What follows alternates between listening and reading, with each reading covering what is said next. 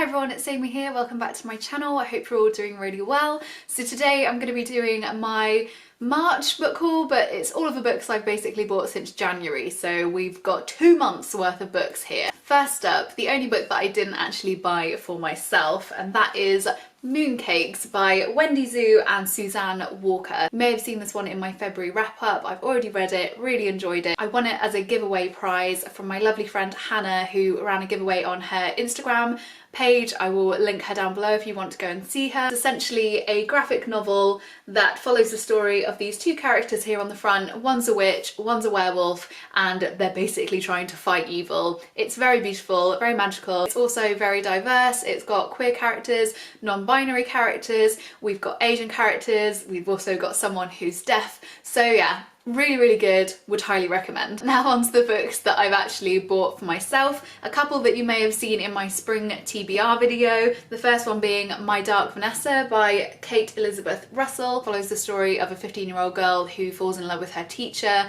and it's the idea of kind of manipulation and how a relationship like that can happen and the aftermath of it, I'm assuming. Whilst I'm not really a fan of horror or like psychological thrillers, I do find that I'm drawn to more kind of darker fictional reads like this. Another book that was on my spring TBR, and that is The Bone Season by Samantha Shannon. This is an urban fantasy book, and I've not really read much urban fantasy before, so I'm looking forward to diving into this one. I think potentially by the time this video goes up, I will have already read this book or be in the process of reading it for another video, so keep your eyes peeled for that one. But yeah, super excited for this one too. Next up we have a book that has been on my wish list for a very long time, and that is The Nine-Chambered Heart by Janice Parriat. Oh hello!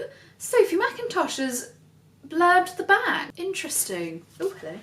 My receipt is in there. This is a story told in 9 parts. We read through the perspective of 9 different people and their perception of one woman, and so as the book goes on, you as the reader piece together your idea of who or what this woman is about. It focuses on the idea of how you are perceived by different people in your life and what you put out into the world and how that's received. It says here, this kaleidoscopic novel builds a life with colour, with light and dark, and in turn asks the reader, how does the world see you? I'm so excited for this one. I think it's going to be quite a unique read. I've not read a book kind of set out this way before, so we'll definitely let you know what I think of it once I've read it. Next up we have The Mothers by Britt Bennett. Now this is a book that's been on my wishlist for a really long time. As you all know, that I enjoy reading paperback books. I don't really often buy hardback books, and so this one I believe came out in like 2019, and since then this author has brought out a book called The Vanishing Half, which I'm sure you all have seen. It's very popular and it seems to be everywhere at the moment, but yeah, you know, I'm just late to the game on all of these things, so I thought I'd pick up her first book first and then see what I think of it, and then potentially pick up The Vanishing Half later once that one comes out in paperback as well. This one follows a 17-year-old girl who gets pregnant, and it's the aftermath of that pregnancy, how she copes with it, how her family, the person who's got her pregnant, copes with it, everything to do with that. I don't believe I've ever read a pregnancy story with someone who is like under the age of 18 before, so I'm definitely interested to see how this one comes across and the ideas that are shared through it, because teen pregnancy is like a big thing, certainly in the UK. So I'm definitely interested to see how that is purveyed in this book and the kind of standpoint, I guess, and what the author is trying to share about teen pregnancy through the book. We'll see what happens. Next up is one that I'm really excited for, and I think it's going to be one that I pick up soon, and that is Solutions and Other Problems by Ali Brosh. So you may recognise this design of cover. Ali Brosh has another book called Hyperbole and a Half. That is one of my favourite books. It's just a real like light-hearted but also deals with subjects that are quite intense book, if that makes sense. Essentially in Hyperbole and a Half, Ali Brosh shares some of her life stories through these hilarious line drawings that are like so bad they're good.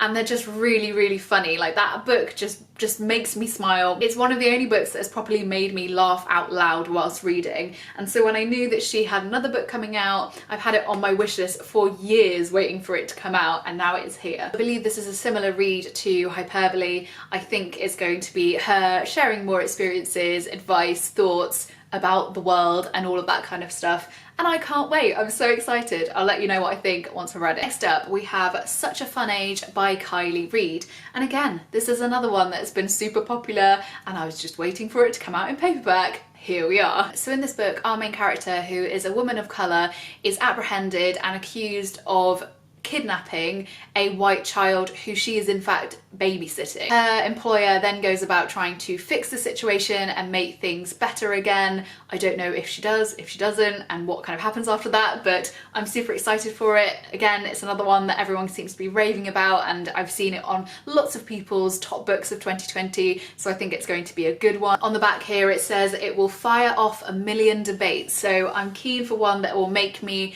think and question and just have lots of thoughts. So yeah, excited. Next we have two books I was actually given for Christmas.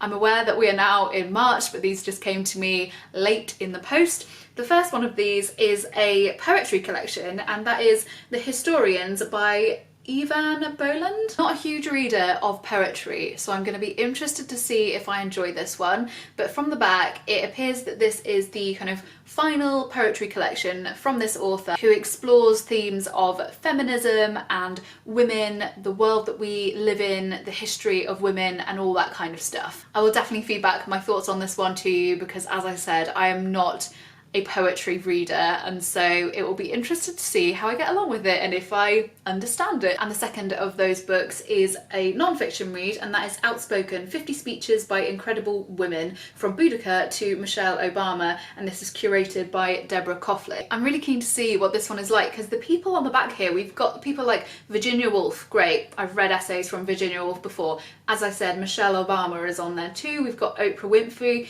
Emma Watson, love her, Queen Elizabeth, Joan of Arc, Margaret Thatcher. Interesting. I'm very, very interested to see how these speeches are curated, what, if anything, kind of runs through all of them and how they might be linked, if they do fit well with each other in the book.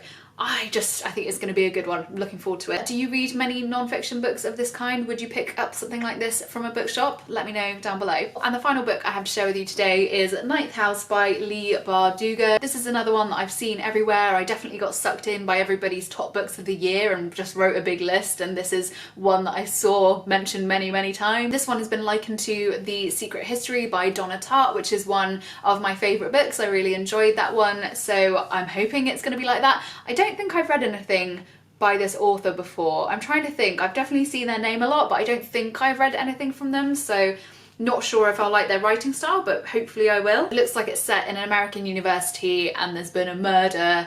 Definitely The Secret History vibes going on there, so I think it's going to be an interesting one. I will definitely feedback once I've read it. So there we are, those are all the books that I've acquired recently. I'd love to hear down below if you've read any of these and what you thought of them. As always, I will leave links to everything I've mentioned today down below. I hope you're all having a fantastic day, and I will see you soon. Bye!